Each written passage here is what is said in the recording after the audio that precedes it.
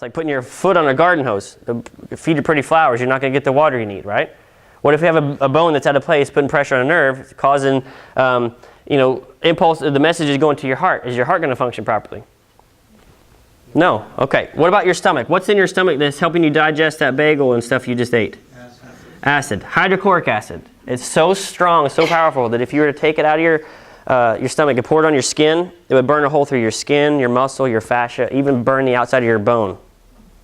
But why doesn't it burn a hole in your stomach under normal circumstances? It's lined with what? The lining, right? I got you on that one, Roger. I got you on that one. All right, now in this stomach lining, we have billions of these cells. They're called peptide cells, okay? And they secrete a base. It's called pepsin. Helps neutralize the acid. They even made a drug named after this, okay? Well, what this acid or base does is it neutralizes the acid so it doesn't burn a hole in your stomach, okay? Let's say we had the University of Colorado back in the late 90s. They did a study. They hooked up one of these little spinal nerves to two different things. The first thing they hooked it up to was a light bulb. What do you think happened to that light bulb? It lit up, okay? Now the second thing they hooked it up to was a needle and a graph. What do you think the needle started doing? It started going up and down, right? It started making sine waves.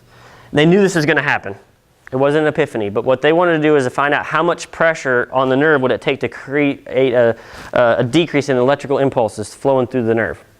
So what they did was, those little balloons they put in your arteries to help open them up? They put one of those in right in the opening where the nerves come out. In the laboratory animal they did this, okay? But they pumped it up with only 10 millimeters of mercury pressure.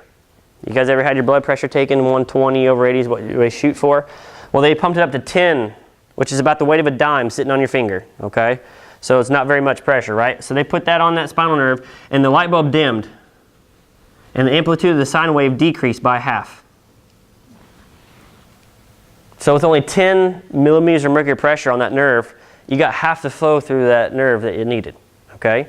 So what they said was, with only 10, let's bump it up to 20, see what happens. So they bumped it up to 20 millimeters of mercury, and the light bulb went out, and the amplitude of the sine wave went beep. And we saw Grey's Anatomy Thursday, we know that's not right. Right? So basically the difference between life and death of a spinal nerve is 20 millimeters of mercury pressure. If you put 2 dimes on your nerve, that nerve is going to die. Does that make sense? Okay. Let's say we had 10 millimeters of mercury pressure on the nerve that feeds into your peptide cells. What's going to happen to the pepsin production? It's going to go down. You're going to have what? Reflux or heartburn, right? And if you left on it long enough, it can eventually cause a what? An ulcer, okay? Now, this is what we call a limitation of matter. It's the same thing with that Ferrari. If I ran it on bad gas long enough, if I gave you half the food you needed, half the water you needed, half the sleep you needed, and half the exercise you needed, how well would you be able to perform? You wouldn't. So what makes you think your stomach is going to do that if you have a pinched nerve in that stomach? It wouldn't perform very well, right? What about the pancreas? What does the pancreas do in the body? I'll give you a hint. It secretes insulin, among other things, okay? So does anybody in here know anybody diabetic? Okay, this is what they deal with, okay? If we had 10 millimeters of mercury pressure, that's hard to say fast, feeding into the pancreas, what's going to happen? What's going to happen to the insulin production? It's going to decrease. Your blood sugars are going to go up. You're going to be diagnosed, what?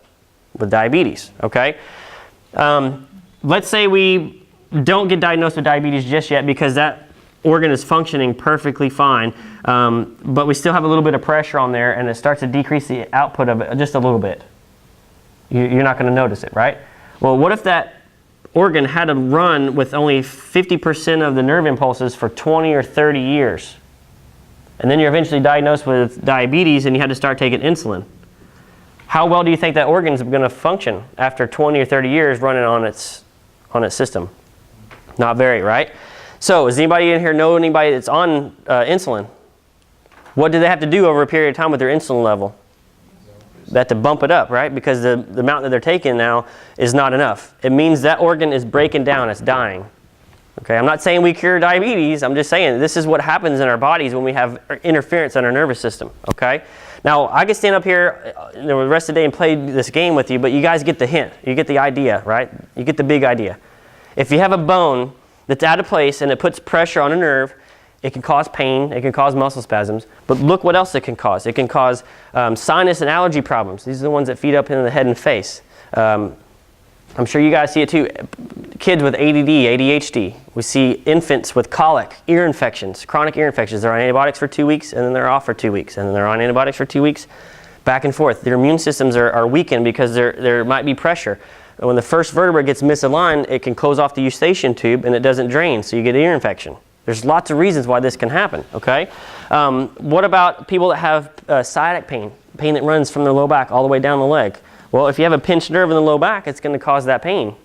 But what about the digestive problems in the pelvic organs it's affecting? We see patients come in our office all the time that have, one guy that came in on Monday, he fell off a ladder 2 months ago. He's a contractor, works for himself, and he fell off a ladder 2 months ago, fell on his feet and then landed, didn't think nothing of it. The next day he woke up and he was walking around with a limp and bent over. He comes in our office 2 months later, which was Monday, and he was like this. He was a 10 out of 10 pain. He says he vomits 2 or 3 times a day because the pain gets so intense. Okay, well, when I talked to him, when I did his consultation, and I was talking about organic stuff, he said he hasn't gone to the bathroom in 2 weeks. He was taking not only was he taking medication, which stops you up, obviously, some of it can, but he hasn't had a bowel movement in 2 weeks, even though his doctor that he had gone to at Care Now had prescribed him to something to help him go. He hasn't gone in 2 weeks. He hasn't had an appetite, which is good for him, I guess, but that's not normal. Okay, having headaches is not normal. Having sinus problems, allergies, pain, anything that lasts more than 2 weeks is not normal. Or if it lasts, 1 or 2 days, several times a month or several times a year, it's not normal. It means there's something going on. You need to listen to your body. You need to get it checked. Okay?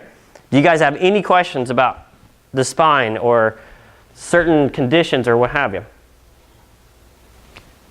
It's prevalent and there's much emphasis on dementia nowadays with elderly people. What kind of figures do you have on that as far as any help? Don't have any. I mean, we've had several patients with Alzheimer's and end-stage Alzheimer's and beginnings of dementia. But as far as that helping, sometimes it's what we call the limitation of matter. Sometimes we see patients in our office. We tell them, look, we cannot help you. We cannot correct your problem. We cannot fix you. We can do some things to help you feel better.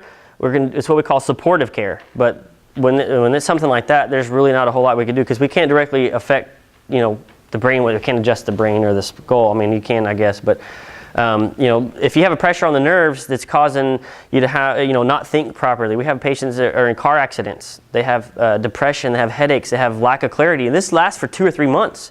These football players, we have a football player that had a concussion 3 weeks ago. He still gets nauseous and is having all the tests for a concussion 3 weeks ago. And he comes into our office and said, how come I'm still having these problems? Well, because it was never treated properly. Okay? So it's important to make sure that you guys, if you have something going on, get it checked and get it checked immediately because you don't want pressure on a nerve that's 90% of those nerves don't feel pain. So if you have pressure on those nerves, you don't know about it. Or if you don't feel it, how would you know that you have a problem? You wouldn't unless something happens for you to have a symptom. And by that time, usually it's pretty late.